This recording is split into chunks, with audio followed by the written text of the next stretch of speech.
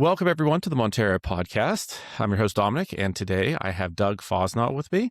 He is the president of Better Life Homes of Columbus, and we're going to dive into his business and let him give a brief introduction to himself and how he became the president and how business is going today. So welcome to the show, Doug. Thank you for having me. As you mentioned, I am president of Better Life Homes here in Columbus. So I've got a wife and 3 kids, and when I'm not busy with them and soccer practice and all the things, I'm running a single-family home builder here in Columbus. Awesome. So why don't we start by just giving a little bit of brief background as to how you got into doing this and how, you started it up in the Columbus area. So I started my career off in mortgages, actually, but after about 10 years, I decided I wanted to build houses. I worked with a couple of the larger builders in the area, names you would recognize that build, hundreds of houses a year, and kind of went through the rungs of the ladder there and learned the trades, and ultimately decided to go out on my own. A friend of mine who I actually met at one of the big public builders, and we took a venture together here, called it Monticello Homes for a while, and I split off from him, and Better Life Homes has been, now for just fresh as of January this year. We were Monticello Homes for about 5 years prior. So Awesome. That's interesting. So what prompted the separation and the split to go off on your own? it wasn't so much a prompting. It was just he decided to take his career in a different direction, and I said, Doug, here you go. We've built up a pretty good thing. Good luck. But Understandable. he did a lot of the hard work, heavy lifting early on. He was the brainchild behind the start of the Monticello Homes. He and I partnered. We had a Dayton division, which is kind of west of Columbus here, and he was running a Columbus operation, and ultimately he decided to do something different, and so I took over the whole gambit. Nice. So let's talk a little bit about the business currently. Like, let's talk about how many homes you're doing, how you're on track to do, how things are going. Yeah, sure. So our budget goal this year is 34 houses, on our way to 50, which is the ultimate target. So hopefully within 5 years, we'll have a system in place and lots in front of us to be able to achieve, 50 houses a year, on a routine basis is what we're aiming for. And so historically, we've done anywhere between 20 and 30 a year over the last 5 years. We kind of just need the market to cooperate with us a little bit better than it has the last 18 months, which I think that there are signs that that's happening. But I mean, a lot of things need to happen for that to continue. Interest rates coming down, affordability, materials, all the good stuff. So obviously you're speaking of some of the challenges you're having right now. Why don't you kind of elaborate a little bit more on that? The challenges, I mean, that's what home building is. It's just one challenge after another. So it's how can you create a product that people want to, how can you reduce the price and also deal with increasing land costs, increasing material costs, increasing interest rates. And so you're kind of getting squeezed at both ends, and we have been for quite some time. And so something's got to give. I think that was a good movie, but that's really the truth of home building. And so that's kind of what the challenge is right now, is what's going to give first. Rates have ticked down, which that's nice. That makes homes a little bit more affordable for especially a lot of younger buyers or people who haven't owned a home before. Needs to continue in that direction a little bit more rapidly. Challenge, land is a challenge. Here in Columbus especially, it's a hot market. A lot of people want to live here. There's a lot of industry, a lot of technology. There's a whole technology boom with Intel coming to town. So, but there's scarcity when it comes to available lots to build on. As a small builder, my primary challenge is how do I find those lots? When you're doing 30 to 50 houses a year, and I'm competing with the guys in my backyard who are doing 600, 900, 1,000 houses a year, a lot of times they're developing their own lots, and I don't have that in my repertoire. So I'm doing a lot of infill lots. We're building tertiary markets.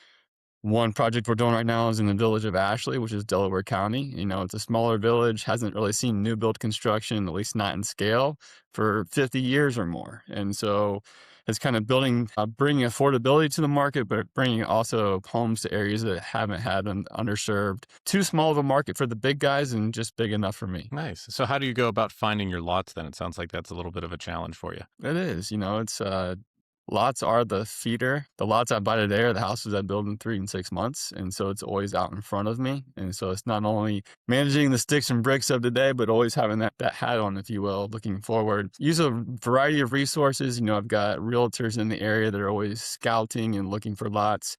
I'm always looking at MLS, reviewing Zillow and Redfin and all the go-tos. Sometimes you find a deal, sometimes once it's hit those areas, it's already too late. And sometimes if it's on there, there's a reason no one else has picked it up yet. And so Yeah. part of the job as a builder is evaluating, what's a good lot to build on, where are the hidden, trouble spots, and so we allow some due diligence anytime we buy a lot to allow for those, to vet the lot out, figure out, why is nobody building this lot? It's been here for 30 years. There's a reason, there's a story here. I try to uncover what that story is. And then I partnered with a couple local developers who, they'll take onesie, twosie lots and bring utilities to them, sewer, water, so that we can actually build on it. But that's been a process. It's an ongoing process. It's all about relationships and just, having the foresight to have the conversation today for the thing that could be in 2 years. Right. Awesome. Let's talk about like actual process of like you selling the home. So do you build spec homes? Do you like build to order basically where you sell the home first and then build? How does that all work with your company? Sure. We are primarily a spec builder. Like I mentioned, bought the lots. I'll go buy a lot, figure out what product I want to build, what type of house, what floor plan, and what kind of price target I'm looking at there. And then we put together really a pro forma. I say, hey, this floor plan will be good for, basically every lot's going to have its story, but it's also going to have a target demographic, So maybe we're going for younger families who we're close to a school, and I want to do a 5-bedroom, and we want to hit a price target that's at $350,000. Well, that kind of limits me on size and product. And once we get that together, we build the house. We start marketing it, on the website, things like that, word of mouth, really from day one or even pre-dig. We get aggressive with the marketing, utilize the MLS and do a listing more formally around drywall or shortly thereafter. Gotcha. So for some of our listeners, when is that in the building process? Like, what would you say? Probably about 60% of the way through the build Yeah. is when we would list the home. Awesome. Good. Well, what about you mentioned some marketing and MLS and like website, like what resources have you utilized as far as trying to get the word out for the homes when that time comes? Oh, countless, and still trying to figure it out. A lot of social media, and a lot of that's just me on my phone, walking around job sites saying, hey, looky here. Just trying to explain this is a house we're building. This is the neighborhood we're in. Come and check it out. No, Facebook, Instagram, we're doing those things. We're on LinkedIn, done some exploration with different marketing tools and AI tools, and I played with those and had various levels of success. And it's all and, we're talking to realtors, we're, utilizing their social networks, building up that network of our own. And the idea is ideally that we would list the home or market the home, have it sold and in contract so that we could actually close, have somebody move into the home shortly after we get an occupancy certificate. So I heard you mention some AI tools. So let's talk about that. I mean, that's at the forefront of everyone's mind nowadays. It's blasting all over social media. So what have you dabbled with as far as in the home building sector? It's been interesting. Most recently, I've been using an app called Zeely, Zeely AI. It's pretty interesting. You can create a commercial really from scratch. You can upload just a photo. It can be a still shot. They'll give you a 15 or 30-second commercial video out of just one little still shot. All the way to AI avatars. And so I played around with that. I put a prompt together, I'll use Grok or Chat GPT, and I'll say, hey, I'm selling this house, this floor, to kind of describe the floor plan. Give me 6 or 7 ways to describe this house. Or put together a commercial for me, and I'll upload that to Zeely. So I'm having AI kind of write the script, and I'm uploading to Zeely to do the AI avatar and the whole commercial, and taking it over to socials and just, doing it on a drip campaign. And so, like I said, I'm a home builder first, but I Yeah. dabble in lots of things. I guess you kind of have to when you're a small business owner. Another tool that's been really good, and I can't come up with the name of it off the top of my head, but it's like renovate.ai or something along those nature. But in home building marketing, we're doing a lot of renderings. It's key to Yep. successful listings. And kind of paint that vision for customers early on in the process, because a lot of people aren't gifted with the ability to see a raw piece of land and visualize a house on it. And so the renderings really help with that. Historically, I'm spending $300 to $600 per house per listing to do a rendering with the colors and the schemes and, the actual lot. I've been able to replace that largely with an AI rendering for, what used to cost me $300 to $600 per. I'm doing it for a $15 a month subscription now. So I'm Yeah. curious what's going to happen. It's definitely a shakeup in that industry. So those people who are making money doing those renderings, I'm not sure what they're going to gravitate to next. Yeah. I mean, it sounds like you could go towards like rendering and video walkthroughs and all kinds of stuff that are coming down the pipeline if it keeps going the way it's going. Yeah. Before long, maybe they'll have avatars building houses. I hope not. That would be maybe robots, but I don't know about avatars. We'll see. Yeah, maybe, yeah. Maybe like the That's real funny life though. movie Avatar, I guess is what I'm thinking there. Yeah, there you go. What are some goals that you have here for you said mentioned 50 homes. Do you have any other goals that you're trying to implement inside the business in the next year? Keep a little bit of this brown hair. It's kind of evaporating. I mean, the goals are it's always a moving target. We do our best job in October, November of the year prior, saying, which way is the wind blowing?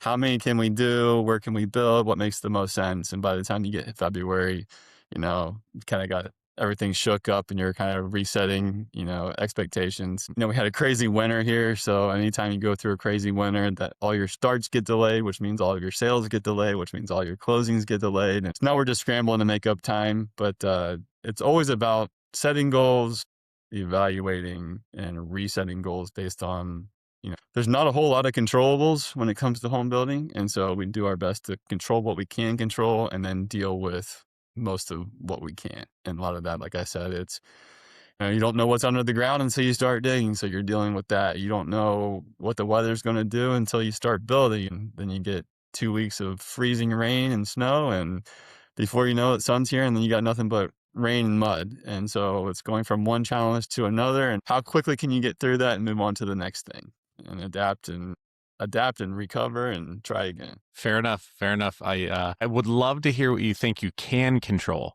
in the home building process. Good point. I can control what I do. Control what There time you I go. wake up, time I go to bed, mostly. Maybe not so much Uh, my bedtime. That depends on how the day's been. Good. Well, what inside the business, what are some of the biggest challenges? Like you mentioned some of the things you can't control, like interest rates, weather, things like that. But inside the business, what are some of the challenges you have? I mean, people, I have a great team. So it's not so much that, but we use a lot of subcontractor labor and things like that are so fluid. We had recently the ice raids, that came through Ohio as well. So that impacted us in real time. We had some of our trade base in legal trade base, but they're still largely Hispanic. And, they kind of stayed home for a few weeks, almost a month. And so you lose a Yeah. month of production with that. You combine that with the weather, and all of a sudden you've lost, 2 months of production. So that's been really challenging to some of our trade partners, because a lot of we subcontract to, for instance, an HVAC company, but a lot of their labor is also a subcontractor or a subcontract group. And if they are being impacted by something with ice, for instance, it could really hurt them. I mean, if most of their employees, they just lose all their revenue for a month or so. And so that's a real-time challenge. Other challenges is just keeping up. There's a lot of hats to wear when you're running a company, any company.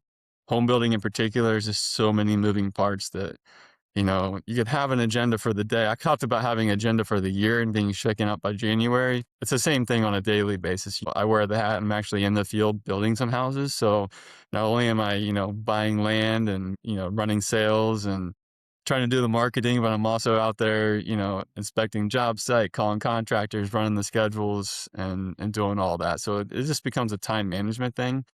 To a certain extent, I've found, the more you do, the more you can do, but there's definitely a point of diminishing returns with that. And so that's where trying to utilize things like AI and, how can I do this better, smarter, faster?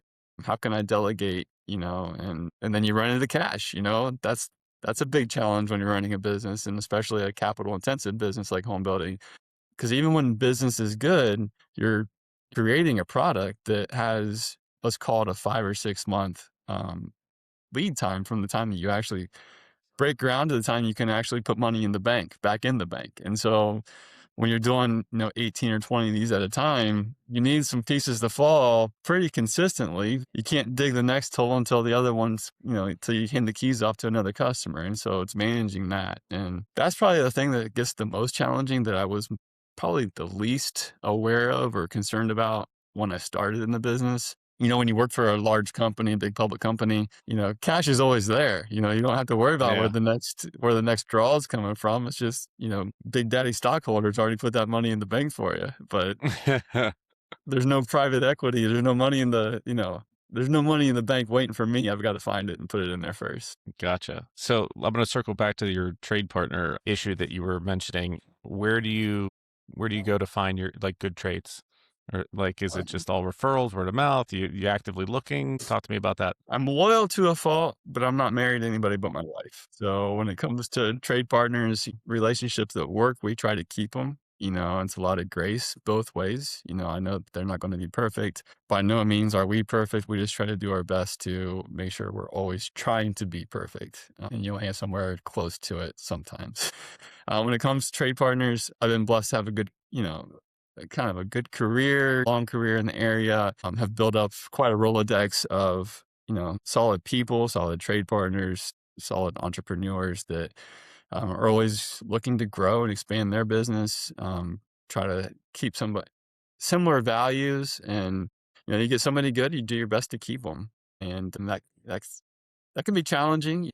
We all want to make more money. We all want to save costs. And sometimes, those two meet and you got to have that conversation. Usually comes around at least once a year with most of them. We wrestle it out and we usually end up in a spot that hopefully works out for both of us. Name of the company is Making Life Better. So that's got to apply to our trade partners. If we're not making life better with all the people that we deal with, all the companies that we work with, what's the point? I think that's a good spot to end it.